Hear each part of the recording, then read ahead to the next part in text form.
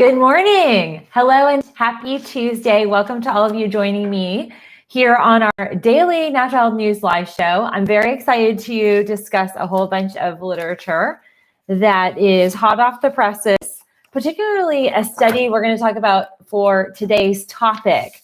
And if you are unfamiliar with a therapy called contrast therapy, you are in for a treat because this is fantastic, not just for COVID patients, especially those who are showcasing moderate to severe instances of COVID and have low oxygen levels. But this is great for people who have pain, inflammation, autoimmunity. So stay tuned for that particular topic we'll be talking about midway through this video. So if you are watching on a replay, check the box below. I'll have the timestamp where you can fast forward.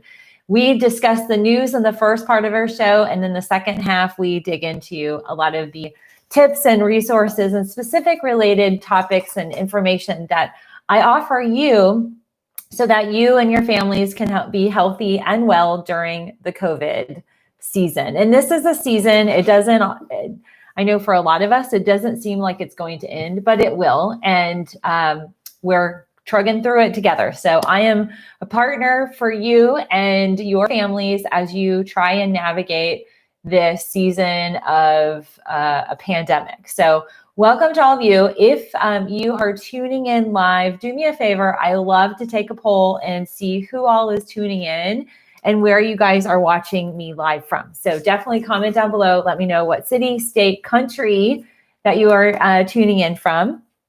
And for all of you who are live right now, let me know if you've ever done or employed contrast therapy. And if you don't know what it is, I'm excited to share it. It's one of my favorite treatments and resources for a lot of my lymphatic patients. So we'll dig into the power of that. I do want to first, again, I've got to remind you all that The Answer to Cancer, that free 9-part docuseries, oh my gosh, last night they put out advanced scientific protocols, mind blowing. I don't know if you guys got a chance to watch it. If you haven't signed up for it, you might get the email for today. We still have 2 more lessons in the free docuseries. Lesson 8 is really going to be impactful. So if you are in need of health and wellness tips and healing, maybe you've got imbalances hormonally, you've got imbalances from toxicity, whatever it might be, Lesson 8 and accelerated healing, going to be amazing. And those get emailed to you. So you have to sign up via email and they email you the episode, which is fantastic. So they have it housed on their own server, unlike YouTube or anything like that. It actually allows them to put out content how they choose to put it out and non-censored. So this morning I'm drinking again my kava tea with my caffeine and quarantine mug. By the way, I get questions. I have links to these. These are on Etsy, and you guys love my toilet paper earrings. So I have links to that, some shirts that I usually wear. Okay, so just to answer any questions, the link to The Answer to Cancer, that docuseries, you can watch it worldwide. It's on the description box below. And we've got M. Swan from Victoria, Australia. Yay! You guys are in lockdown there. So I see we have a large international community joining us, and I'm grateful for that. Okay, so let's dig into some news. First of all, the world, we surpassed 20 million cases. So that is big. And we, in the US, we're at 5.18 million cases. Brazil is they've now moved into the 3 million mark. So they're at 3 million. India's at 2.2 million, Russia's at 897,000, and Russia is the first country to approve and grant regulatory approval for a COVID vaccine. Now, Russia does things a lot differently than the US in a lot of different ways, and their vaccine trial, they just gained access to the actual gene sequencing. I don't know if you guys had watched the one episode, I think it was now maybe a month ago, where I highlighted that Russia's paid some outrageous sum of money. It was like $1 billion to Latin American countries. It was kind of a consortium and they offered them the research. And it really was Russia's way of trying to accelerate this whole process of getting a vaccine through. But listen to this, friends. They've only, this trial, I don't even qualify it as a trial, but they've had less than 100 people who've gone through this process. Like the US, our requirements, like many other countries, there are multiple staging of trials, and like the third stage for some of these vaccines, they require 30,000 participants, and they use, a series of months to articulate what's going to happen. So Russia is just blindly blowing through barriers and walls. And I don't know how well that's going to bode. Putin had communicated, he gave his daughter the vaccine. That I just can't, as a parent, I can't even imagine. But at any rate, Russia's on board.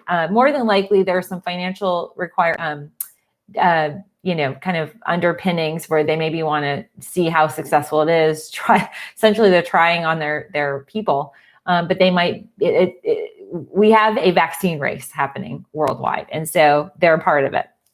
Okay, now yesterday, I reported lots of wins for New Zealand. They had marked 100 days of being free of COVID. Well, friends, they had one case pop up, and I want to share with you what this country has done. So one case, first case in over 100 days, popped up on the island. All residents they have 2 islands across all of New Zealand. Everybody's working from home. Auckland, where the case was, Auckland is one of the largest cities in New Zealand. They're on a restrictive lockdown for 3 days. Kids are at home. Everybody's working at home. They've closed restaurants. They've closed bars. They've closed anything that is non-essential businesses. And that's for one case. I mean, that is how diligent this country has been and why they had 0 cases for 100 days. So it's just telling, because now I'm going to tell you a little bit about what's going on here in the U.S. U.S. is, we had over 50,000 new cases yesterday. So could you imagine New Zealand if they had 50,000 cases? I mean, epic spread. So here in the U.S., we are now at over 165,000 fatalities. So a total of 165,268 Americans have died from COVID.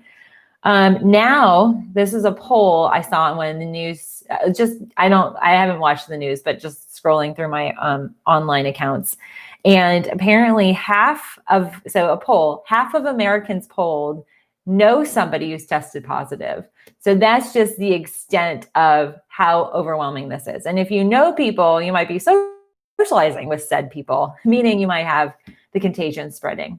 So I just want to highlight that. Yesterday, we had almost 500 people die of COVID. Those numbers are down, but we still have 2 reporting errors in California and Florida. The numbers since the hurricane has passed, Florida went offline with testing for about, I want to say 5 to 6 days. So that's skewing some of their numbers. But I do want to highlight that out of the top 5 states, we have California. They are up on the positive cases yesterday, 66 fatalities. Florida is at 4,000 cases.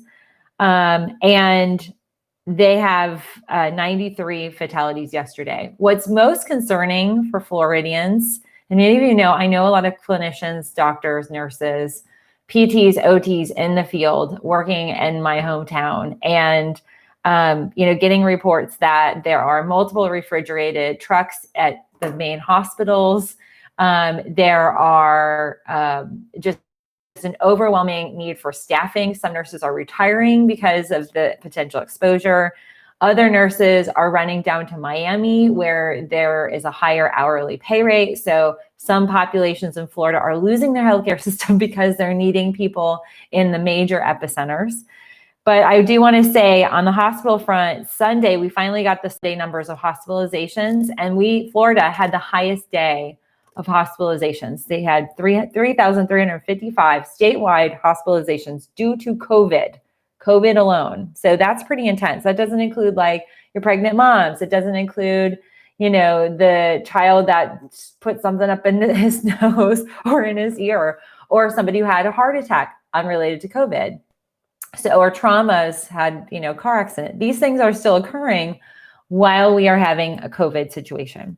So I also want to highlight that a few other states that we're seeing, Georgia had 2,400 cases and 30 fatalities. Illinois is decreasing a little bit. So Chicago, that area, you guys are looking okay, maybe on that beginning of the decline.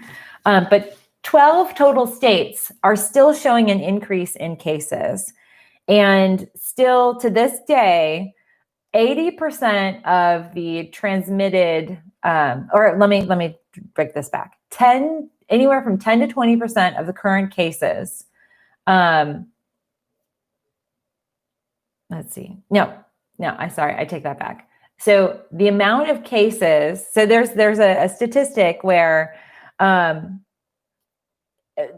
to 20%, 10 to 20% of the cases represented with COVID, they are, it's, let's see, it's a 80-20% rule. So 20% of the individuals who tested positive are transmitting it to 80% of the people in their sphere. So what that means is there are some people who are greater spreaders, super spreaders, but we're also seeing a combination of social gatherings and socialization being the spread. So 10 to 20% of the people who are not taking measures are actually infecting 80% of the cases, if that makes sense. Okay, so I do want to continue with some details on the healthcare front. There is a new database, and this is really interesting. This is with The Guardian. This is an English, British related journal. They have paired up with Kaiser Health Institute here, or KHN, Kaiser Health Network. They have a database that's online. I'll post a link to it after this wraps. It's called Lost on the Frontline. And it assesses the fatalities of healthcare workers. And alone here in the US, we have lost 922 healthcare workers. And it actually breaks it down. It's very interesting.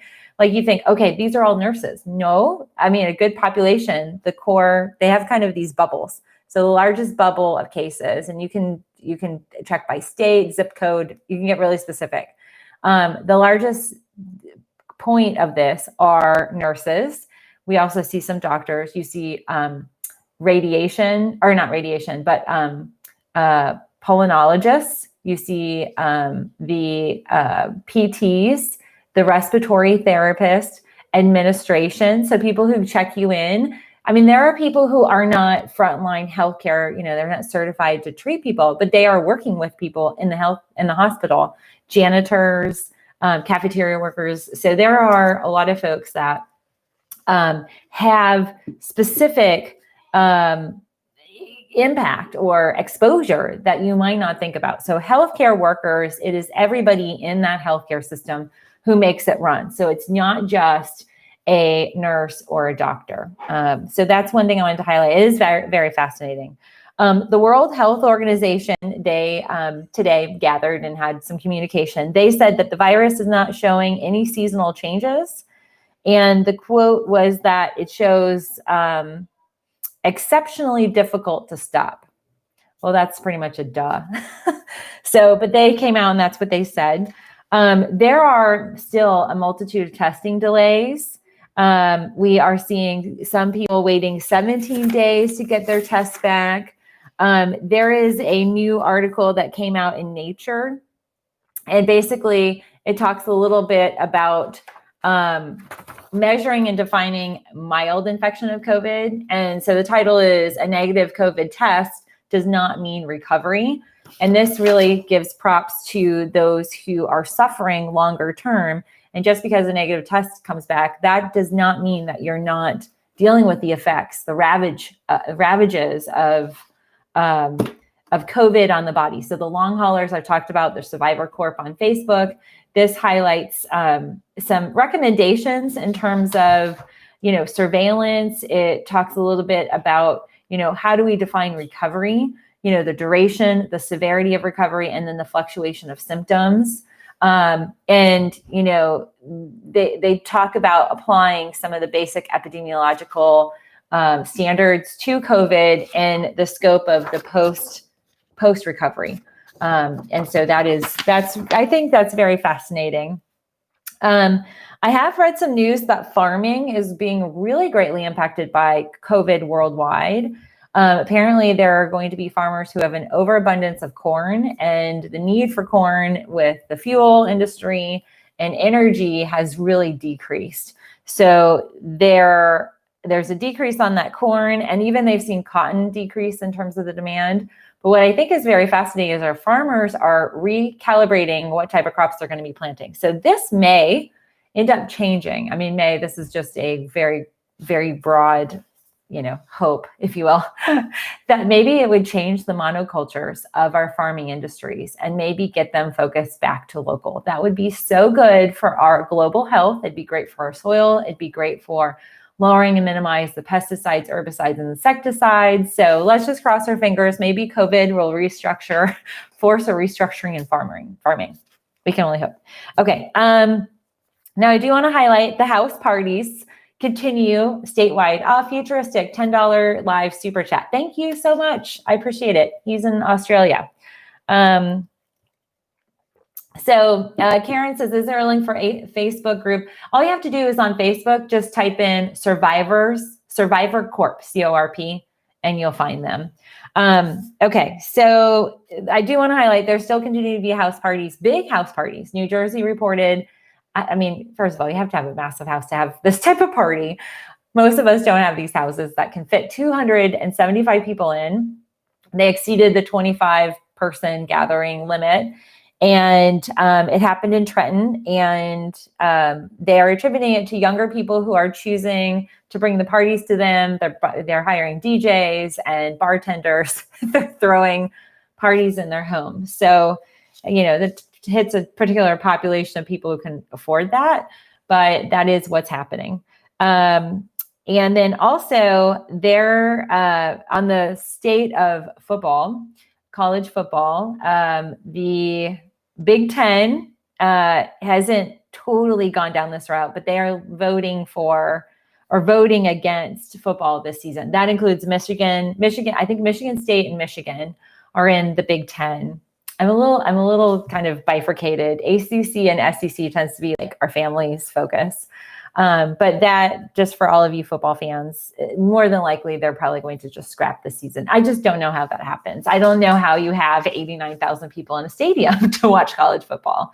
It's just crazy. And the culture of college football is gathering in groups. Even, here in Atlanta, there's a Seminole Club and there's a Hokie Club. And, those are not very beneficial.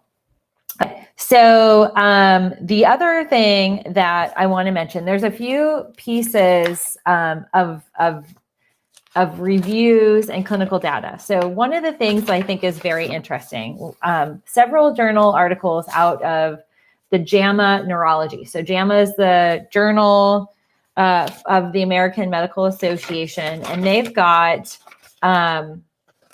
they have two articles I want to highlight, but the first one is called, it's an assessment of brain and neurological impact of COVID. And it's a review, meaning it's not a full-based study, but they look at information from all over. So Yale, they involve in neurology, and they involve all different departments of neurology at Yale. So those are some of the kind of key leaders of this review. But they assess the differences between SARS-CoV-1 and SARS-CoV-2. So we know COVID-19 is in the SARS category. There was a previous SARS, and they look at some of the progression of coronaviruses, and they call it the age of coronavirus disease. So the review is neuropathogenesis and neurological manifestations of the coronaviruses and the age of coronavirus disease 2019. So what they do is they want to look at COVID, and they want to look at evidence that there might be neurological consequences to COVID-19. And this review, they summarize a lot of the information about the neurological impacts, the neuro-COVID. I've highlighted these individual articles to you. They just kind of summarize it and putting it into kind of just a global pathology assessment or potential pathogenesis. So they actually give some really great, I love this. They give us a really great visual of the brain in COVID. So they look at, these are the cell types. These are the different brain cell types that are triggered or that have ACE2 receptors. And so these are different susceptible brain-based, central nervous system-based cells that get targeted. So neurons, microglia, astrocytes, and oligodendrocytes. This actually is related to the eyes. But they break out. So these are this is, ACE2, these express ACE2. The COVID actually targets these. So when we think about the brain, there's all different aspects and target triggers of the brain where this COVID-2 latches onto. And they talk about, the ventrolateral medulla, that the COVID actually attaches straight onto the medulla, which is really crazy. So you have different parts of the brain, and then they break out the different sections that are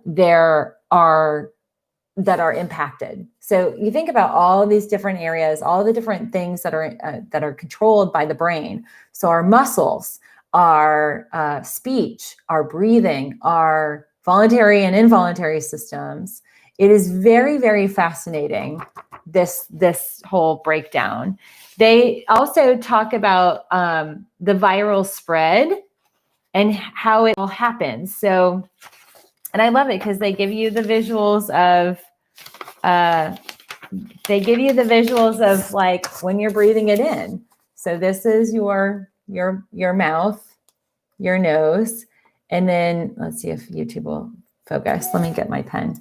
So these little blue dots, that's COVID-19. So that's the coronavirus, and all the different aspects that it's targeting. So it hits the olfactory bulb, the cribriform plate, the olfactory nerve, the epithelium of the olfactory. So it really integrates itself into the sinus cavity. And it shows how it ends up multiplying and breaking down some of the, this is the transfer mechanism. So this is how SARS-CoV-2 begins in the body. So it comes in via this pathway. And that's why the bulb and the nerve, the olfactory bulb and nerve, that's why we can't smell. So this is highlighting that smell factor is neurological. Then, I've highlighted, and this is very disturbing for all of us. Most of the time, you have a very intact, very protected blood-brain barrier. And when the blood-brain barrier gets broken, all hell breaks loose. And I say that it's like, this is very serious. The blood-brain barrier makes it really hard for herbs and even medication to get past the blood-brain barrier. So you've got to have certain herbs, and there are some things that can get past that. But when we see a meltdown or breakdown of the blood-brain barrier, you have more infection, more inflammation. You have a brain that's at risk. There's nothing now protecting the brain. And what they show, and it's the way that COVID is working neurologically with the blood-brain barrier breakdown is very similar to what we see with leaky gut. And this is the visual of it. And seriously, if I lined up like what leaky gut looked like, it'd be the same thing. So this is going to be healthy cells. This is a normal blood-brain barrier that's intact. We have a single cell kind of lining to that. And then as there's progression, these little dots end up getting bigger and they start, manifesting and creating more. We start to see this breakdown. That arrow This is the meltdown of the blood-brain barrier, and it becomes broken. So what this does is this COVID attaches itself to the lining and ends up breaking it down. This is where all these patients who have memory challenges, they've got, they've got what the hallucinations, they have brain inflammation. That is all because the mechanisms of COVID spread break down the endothelial cells that are protective of the blood-brain barrier. And so we have an infection of COVID, and it produces leukocytes. So those are the things that ends up trying to protect and fight COVID, and it breaks down the barrier. So, they say this breakdown, they call it the Trojan horse mechanism. Infected, and this is what they say, infected leukocytes can cross the blood-brain barrier to infect the central nervous system. COVID indicates coronavirus. So essentially, what you see is this would be your traditional COVID respiratory. As it progresses, you get the leukocytes happening, and they break down that barrier. So some big ahas, and they break down that people have impaired consciousness, they have challenges with the central nervous system, meltdown there, they've got neuropathy, they have strokes, seizures. I had mentioned before Guillain-Barré. They actually highlight Guillain-Barré as part of this. This is kind of an underlying emerging assessment. And they talk a little bit about one particular case study in Italy that 5 patients developed, showcased Guillain-Barré due to COVID. So that is very interesting. But this seriously is where we see the central nervous system being completely overwhelmed by COVID. They do talk a little bit about therapeutics, so medication. They talk about chloroquine and hydroxychloroquine. And the one thing that I do want to highlight, because I get messages a lot from a lot of my viewers, and they even highlight in here, hydroxychloroquine inhibits SARS-CoV-2 in vitro. So that is in like a test tube, not in a human cell, not in a real world experience. It's not even in an animal experience. But in vivo, so in human, in animals, those studies are lacking. And so it talks a lot, and this is where I had somebody comment, and I had to kind of shut him down yesterday, where he's like, it cures everything. No, that is not proven. And this I wanted to highlight. Hydroxychloroquine has neurologic adverse effects, such as irritability, psychosis, peripheral neuropathy, and neuromyopathy. So that is something that is really critical for us to understand, that it is not used for everybody. And even for folks that have autoimmunity, it comes with cautionary tales. It's also known to exacerbate symptoms, contraindicated for patients with this particular disease. So I want to highlight that. It does also counterbalance anti-seizure meds. So if somebody's having seizures, a seizure disorder, or they have some sort of brain imbalance, then that can skew that. So I just want to put that out there. And the one thing that they highlight in here is that many patients under neurological care have complex symptoms and comorbidities. They list 3 comorbidities neurologically that they are cautioning these patients, obviously limiting your exposure, doing all the right, staying socially distanced, washing your hands, wearing face masks, face covering, shields, and all that. MS, that is one thing, especially when people are taking disease modifying therapies. Those medications might have immune suppressant effects, which could cause them to be at greater risk for COVID. The second are neuromuscular disorders. So a lot of the neuromuscular disorders are also given immune suppressing medication. So that puts them at greater risk. And that's actually that category, the MG, the myasthenia gravis. And I can't admit I'm an expert in that. So I just want to, neuro is not my core expertise. Neuroendocrine is, but I'm not a brain expert. Epilepsy is another category. Part of that is because the anti-epileptic drugs, they're not immune suppressive, but viral infections and fever can trigger seizures. And if you've ever had a seizure, stress, being fatigued, and then also fever or illness can trigger a seizure. So that's some very fascinating information that came out. I got the email late last night about this, and it posted to the website yesterday. But you probably won't hear a lot about this in the news. But if you have any family member who has any type of neurological imbalances or neurological diseases, this would be something impactful for them to read. Now, the other thing that came out, and this is just in the viewpoints, it's kind of in, not an opinion piece, but based on some documentation and assessments. What they find is that neurological or neuro doctors dealing with chronic neurological disorders, they are doing more telemedicine. And it actually talks about this crisis is kind of evolving the way these clinicians are working with their patients. And it's fascinating because it's all about risk mitigation, because some of these folks, again, they're on immune suppressant medications. COVID could really take root.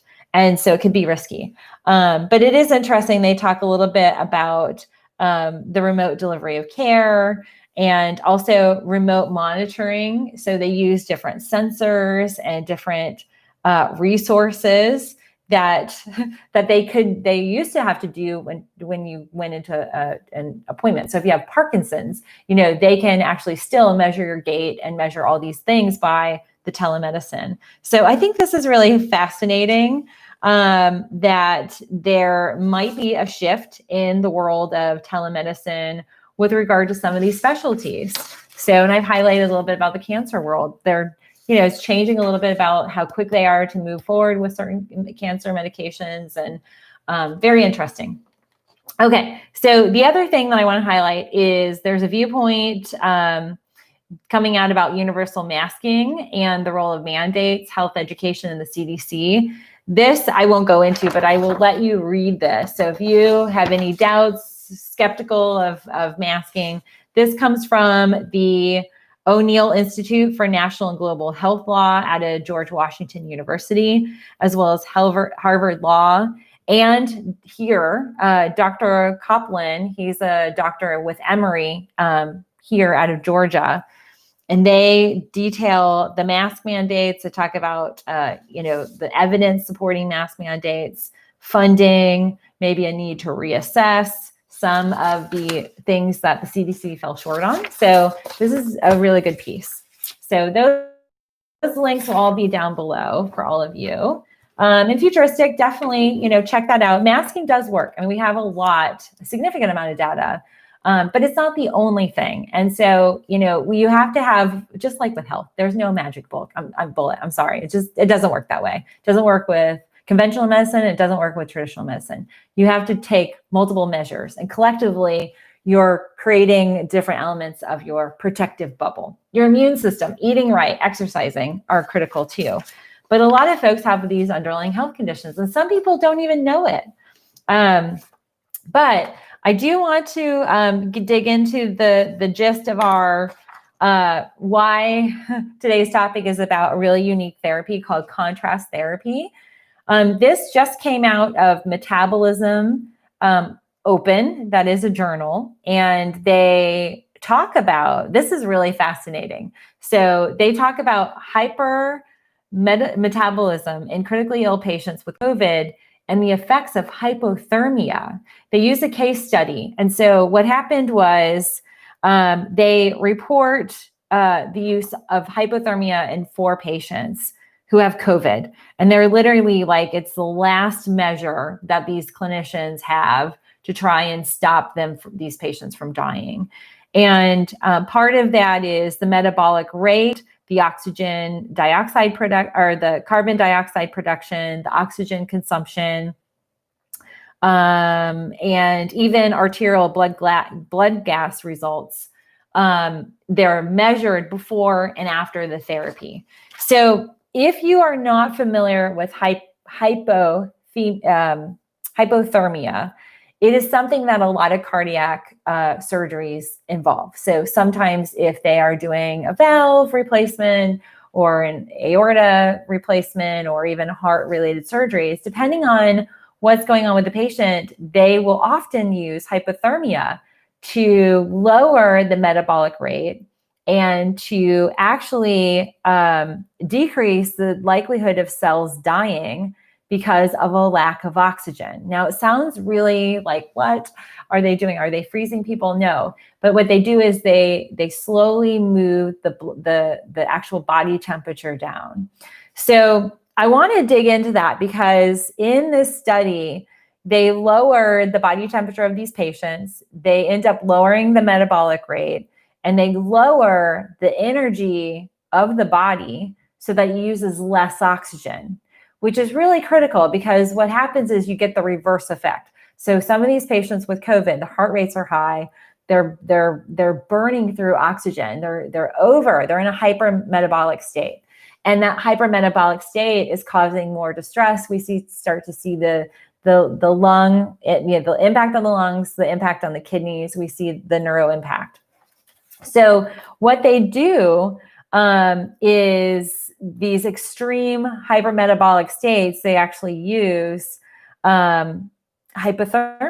And it is very fascinating that mild hypothermia improves the capacity for these individuals to gain more oxygen and to lower that energy output of the body. But the other big thing is that it lowers the carbon dioxide levels.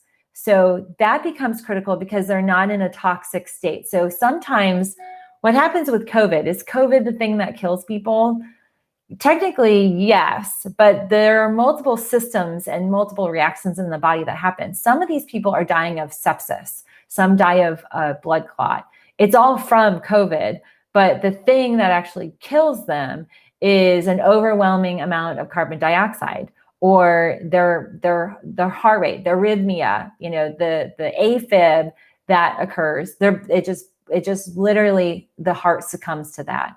So there's a multitude of things that are challenging with COVID. What they find in this study, there are 4 people. So the case one is a 69-year-old male. He had, they tried everything on him. He was intubated. He came in with shortness of breath, had a history of diabetes. He was COVID positive and then intubated. They gave him hydroxychloroquine. They gave him anacarna. They gave him corticosteroids and convalescent plasma with the worsening hypoxia and hypercarbia. So reduction of oxygen levels, increase of carbon dioxide levels. And they evaluate where all of his metabolic levels are. And what they found was that they gave him, so on day number 32, so on day number 32, so the guy is in the hospital for 32 days, they gave him hypothermia treatment.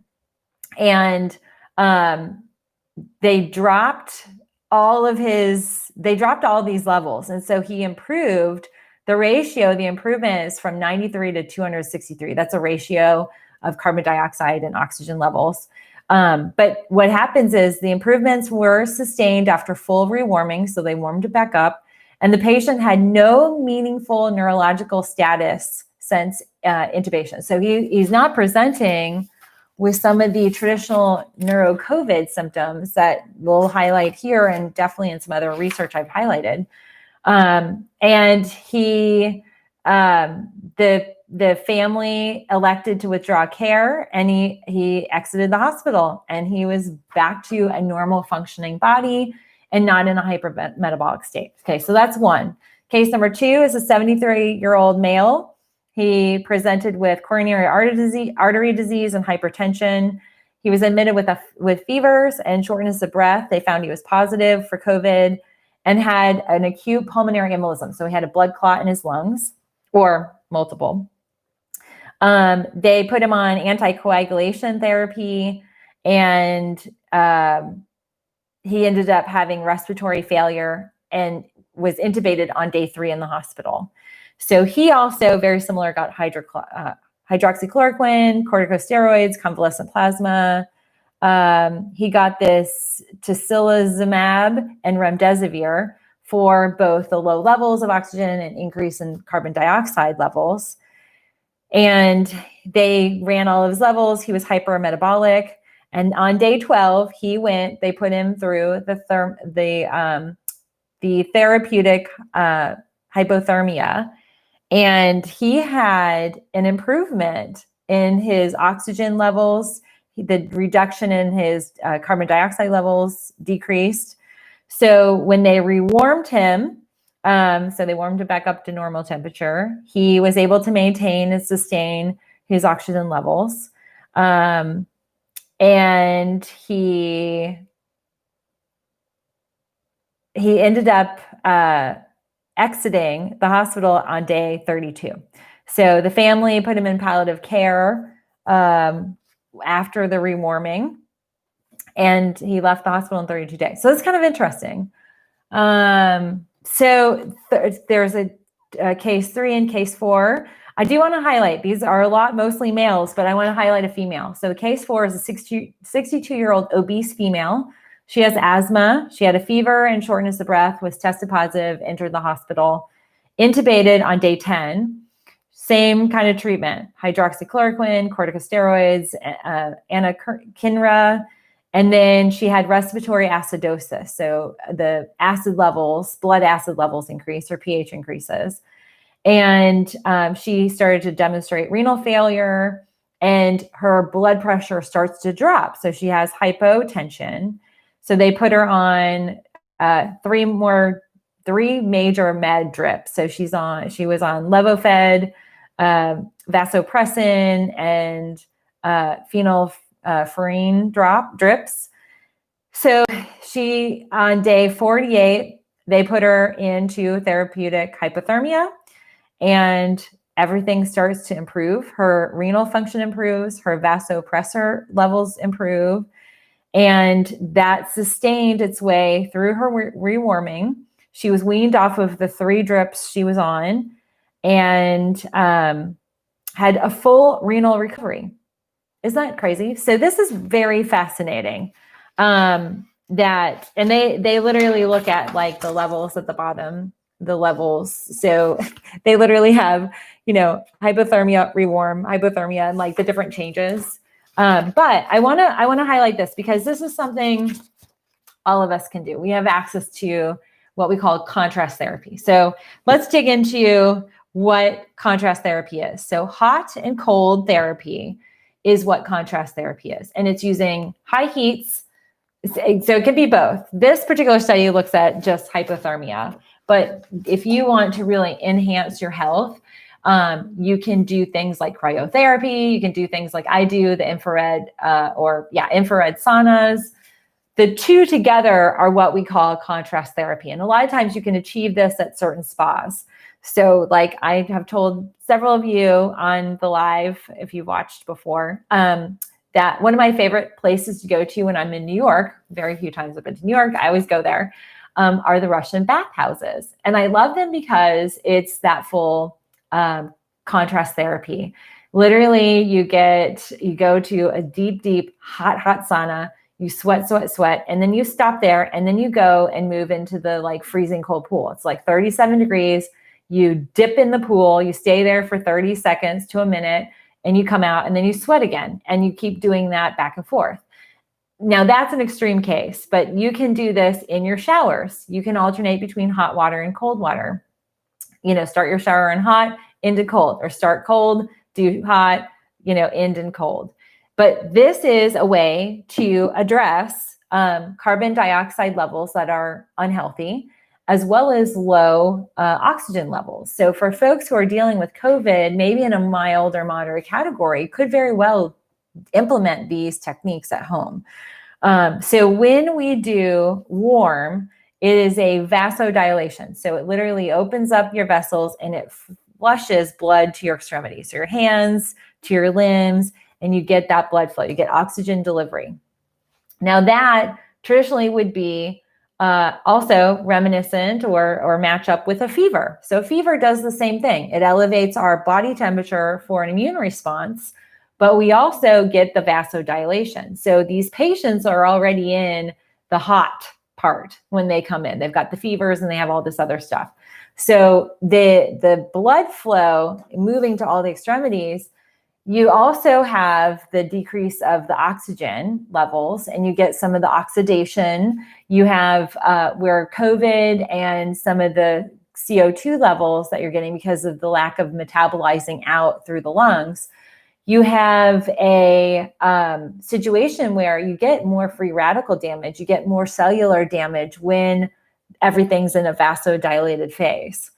And this is in the context of COVID, but could be in the context of also autoimmunity. So there are a lot of inflammatory disorders that can cause the same effect. Now, when you go to cold, everything shrinks in. So the blood now moves to the core body space. So you're now controlling the blood. There's more blood flow here in the core areas.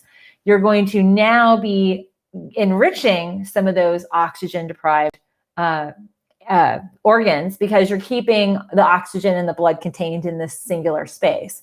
So where the extremities are going to be, minimized in the blood flow, you're maximizing the functionality of the core organs. And that's where this is helpful. It slows the blood flow.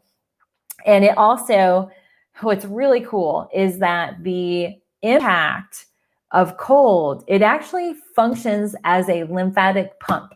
So when we have the vasoconstriction, that constriction literally causes a function of the lymphatics. It forces functionality. So it moves the lymphatics. That's part of our detox system. That's part of our immune system. For any of you who are unaware of my background, I'm not just a naturopath. I also am a credentialed lymphedema and lymphatic specialist.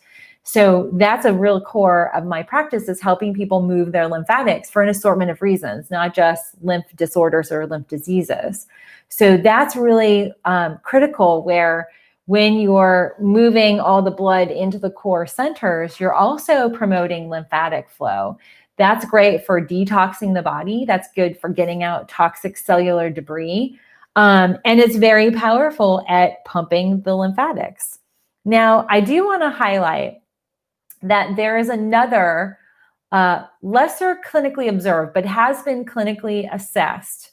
There's a small amount of studies that showcase that this type of work, this cold, transition from hot to cold, so what we call hypermetabolic to hypometabolic. So the transition from being hot, feverish, to being lower body temperature, that actually triggers a production of glutathione. So glutathione is one of those really tricky antioxidants that's very hard to replicate the body's production. A lot of people take glutathione, they do it in IV, they try and do it liquid sublingual, they try and take a capsule. The majority of those just miss the mark. They just are not efficient and effective at moving and delivering to that area we need them to deliver to. So we actually, if you can improve your body's glutathione production naturally, you're more apt to have the benefits of that major master antioxidant. That's what we call glutathione, a master antioxidant. Your liver produces that.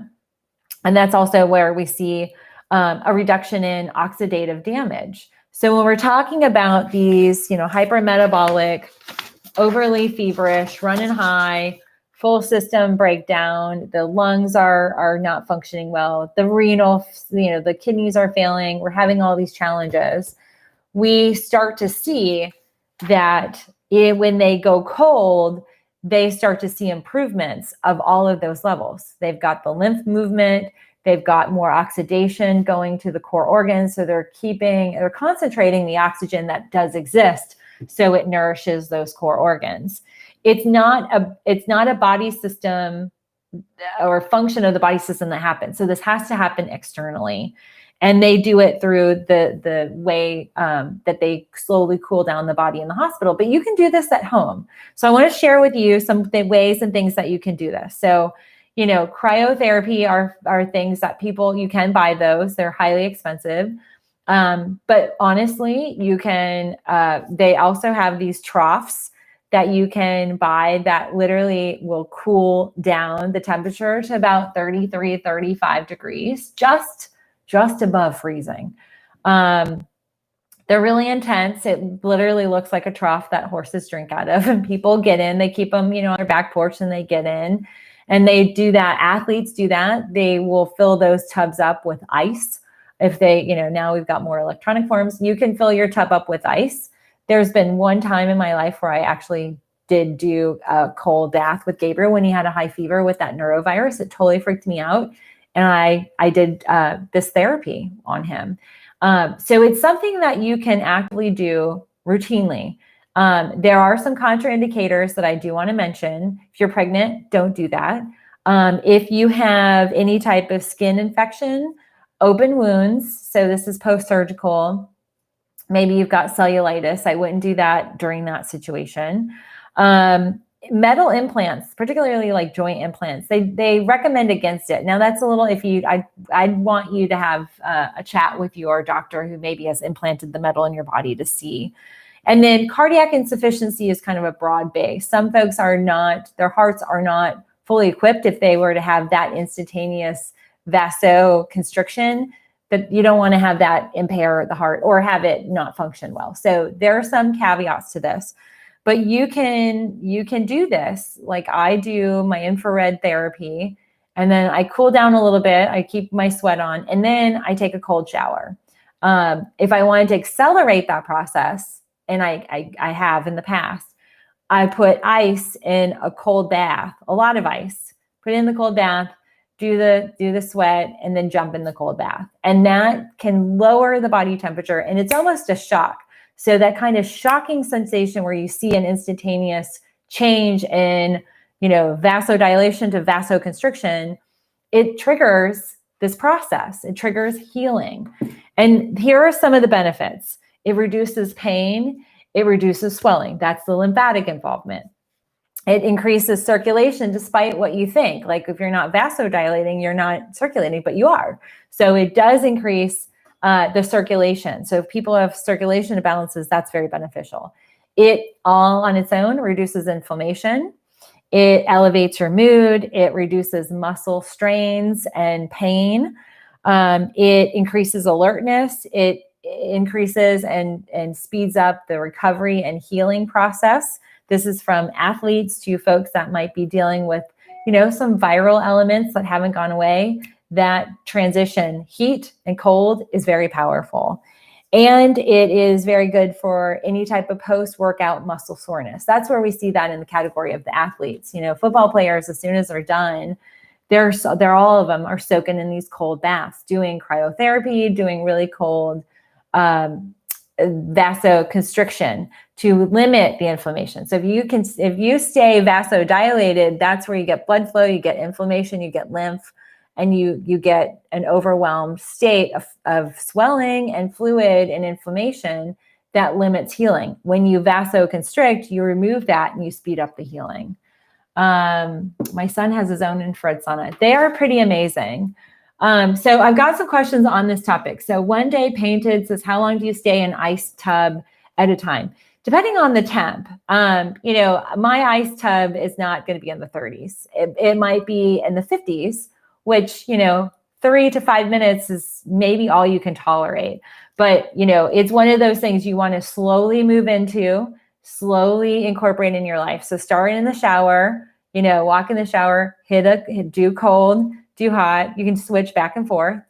And I'm not saying like 30 seconds. We're talking about 2 to 3 minutes of that exposure. And it's interesting when you're in it, you will see like my fingers get really blue, not blue, but like my fingernails, I can see the vasoconstriction. And you also, I notice a reduction in my blood pressure. So that can be beneficial for folks that are having some of those imbalances. Christine says, I've heard of doing that, just your hands in the sink for arthritis. So yes, but what I'd say, you need the full body, because that's how you need to decrease your blood, your blood temperature. So you need to lower your body, or not blood temperature, you need to lower your body temperature. And, while it's beneficial, like cold, it'll vasoconstrict, but you need more of it. You need a deeper constriction. And longer term, with arthritis or any autoimmunity, fibromyalgia, lupus, RA, even MS, that vasoconstriction, when you think about like some of these challenges in the brain, the vasoconstriction can actually help aid in the healing. And what I think is interesting with that first case, that a 69-year-old gentleman showed no sort of signs of any type of neurological imbalances. What happened there is that you get where you have less of the blood flow in the brain. It's still functioning, but you get also less of that blood-brain barrier impact. So what I had shown you guys on the previous sheet of paper here, let's see, where is it? I have so much paper here today. Let's see, maybe, I don't know what happened to it. Yeah, here it is. So like with the blood-brain barrier, if you are vasoconstricting these areas, you actually are going to protect the blood-brain barrier. So this is really fascinating. I think this is going to be read by a lot of clinicians. They're going to be talking about this as they gather in meetings. We might see more of this as a therapeutic tool in the medical world. Therapeutically at home, we can do a lot of the same. Let's see, is this a therapy that, yes, it is very good for the lymphatics. So the vasoconstriction actually causes the lymphatic system to start pumping. There's no pump, but it literally serves as a pump. So it definitely will get the lymphatics moving. Okay, so Lynetta says, I've used contrast therapy for my lupus for years. So beneficial. Yes. What type of infrared sauna do I recommend? I actually have a link and I think a coupon code. So I'll include that. I use Sunlighten. I need to do a video on that. I have what is considered the mobile unit. There's two parts to it. There's a pad. So you can just get the pad, but it's, you got infrared, you're laying on it. You can lay front and back, however you want. But I have the pad and then I have the solo dome. And so the dome, it's maybe 2.5 feet wide. There's two parts of the dome. So when you pull it out, it basically goes, from my feet up to my neck. Oh man, it's great. So I'll post some images of me in the infrared sauna with a link on my stories today. So I'll make sure we get that on there. But that I did that last night, and I do it for 40 minutes. I increased my body temperature by 3 degrees. And then so like you increase your body temperature by 3 degrees, then you go and drop it by more than 3. You drop it maybe by 5. Well, that's a really good, powerful impact. Okay, so I have 1.5 minutes on Instagram. Brenda asked, do with that neuroliterature research that makes me want to be extra cautious to COVID because I had a stroke due to AFib. My neurologist didn't mention any concerns. Okay, so what I would say is, Brenda, when this wraps and I get YouTube all wrapped up, I'll include the link. Metabolism Open, actually it's not Metabolism Open, it's the JAMA Neurology. That would be something to have him read. There's no doctor that's going to poo-poo stuff coming out of JAMA. It's the vanilla, like gold standard.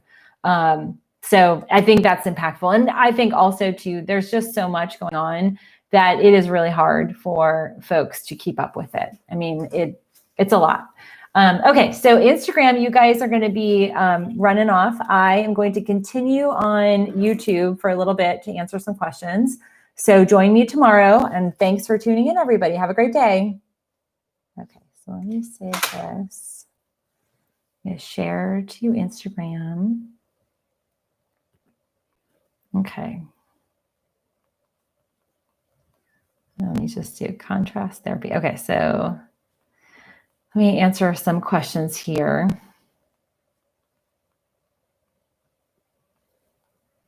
Okay, so let's see. Maxim Wise, what role would beets and nitric oxide play in this scenario? They're beneficial, but you're not going to get nearly the impact. I mean, you've got to make sure your digestive process is functional. What type of nitric oxide are you taking? Any type of supplementation that has beets? What's the quantity? This is where, there is a time and place for supplementation. I'm not against it, but what I would say is you probably want to do a dose of that. If you've got a reducer, and I've highlighted supplements that I find very beneficial that are sometimes beet oriented. I love juicing beets and things like that, but we're talking at such a level. It's at the max level. Like it's red alert. All body systems are in full blown. So in that scenario, what I would do is take a dose, probably an hour before you do the contrast therapy for max benefit. And I will say, you have to be, most of the time, those supplements, you have to have an empty stomach. So you want to plan that out appropriately. Okay, so let's see.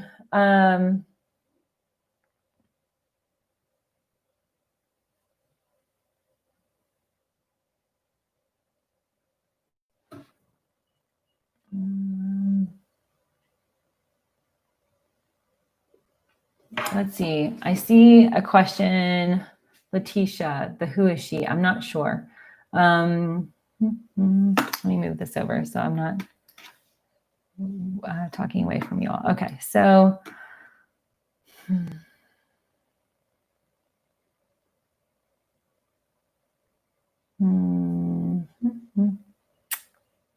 okay, Jenny. All right, so Lori, friend's brother-in-law has major memory issues. He was on a ventilator for 5 weeks.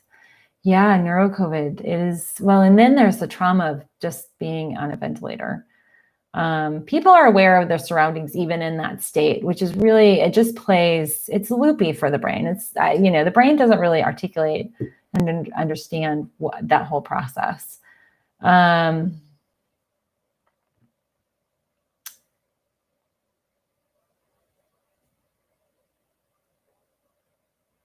Okay, Angela says, I've seen a lot of hospital workers on TV using masks that fold like a duck. Oh, yeah.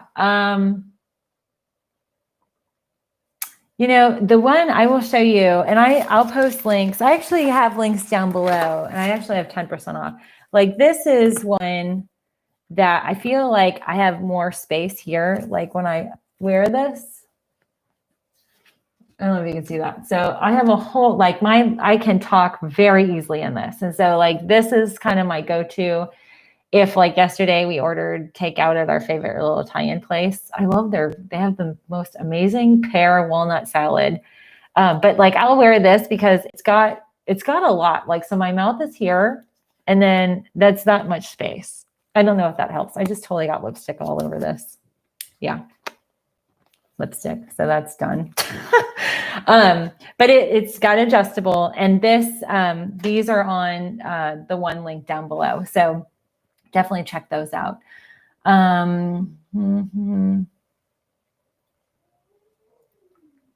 Let's see. Yeah, so hydroxychloroquine, I'm not against it. There are places to use it, but it's not the end all be all in COVID. Non-clinicians are making stupid statements about it, that they need to stay in their own lane. If they have a lane, they're not medical providers. And so that's one of these things. Everybody now becomes an expert, and opinions are not expertise. Clinical research, studies, data, trials and research where you have a standard community, a placebo community versus, you say randomized communities, placebo and medication. Those are more effective. And so, we have to evaluate where our information's coming from. You got Willow in your arms. Okay, so let's see. I think those are all your questions. That's not good, but yeah, so show notes down below. And thanks, Letitia. Everybody, if you could give me a thumbs up, I appreciate that. So Sharon, I don't know. I don't think the fact that low temperature is killing the virus. We know temperature-wise, you have 132, I think it's 132 or 136 degrees. It's 132. 132 degrees kills the virus. I haven't seen any clinical data about what temperature kills the virus. So we can't make that statement because we don't know. And this is the one thing. We're humans. We want to try and define things. We want to, that's where mythology and things come into play, where people make up stories to make sense out of things. That's part of our need to create order and sense. And there's a lot of unknowns, and it's very challenging for a lot of people to be in this state. And also a lot of clinicians who are used to known. These are known protocols. Patient A comes in with this, you do this, they leave, and they're fine. You save a life. COVID is just, it's really hard for a lot of those clinicians who are so on point with these like structured protocols. And the fact that they're getting really innovative. I mean, contrast therapy is not what I consider a medical practice. We see that in the cardio world with cardiac procedures, but the fact that they're doing that in these in these cases is indicative. They're trying everything that they can. They're researching. I mean, these people, when they're not working, they're in researching and reading medical journals and trying to find out ways, and they're talking to each other. So, there's a lot behind the scenes happening in the medical world. I have a lot of faith in that they'll continue to discover and adjust, and we will see a reduction in fatality rates, which is good. But we need to stop the positivity, the amount of positive cases, so we can lower the spread. So anyway, that's my show for today. I hope this was helpful. Let me know, just comment in the regular comment box when this video finishes, because that really does help. All your comments yesterday were so helpful in getting us to get a little bit of ranking on YouTube. So I'm grateful. So let me know if you like this, and let me know if you're going to try out contrast therapy. So I appreciate your time, and I hope you have a great day. See you tomorrow. Oh, and tomorrow is true back to school day. So wish us luck. This morning was awful. Check out my Instagram feed if you want to see how great my morning was with Gabriel. Bye, everybody.